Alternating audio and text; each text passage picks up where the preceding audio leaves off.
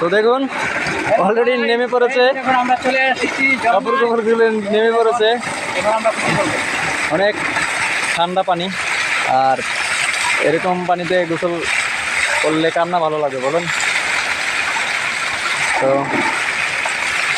দেখতে থাকুন।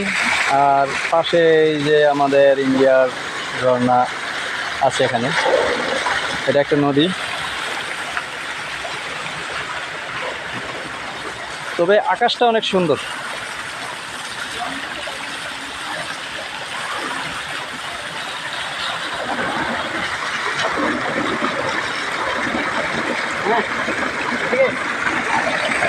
দুনিয়াটা অনেক সুন্দর, যদি আপনি সুন্দর চোখে দেখেন।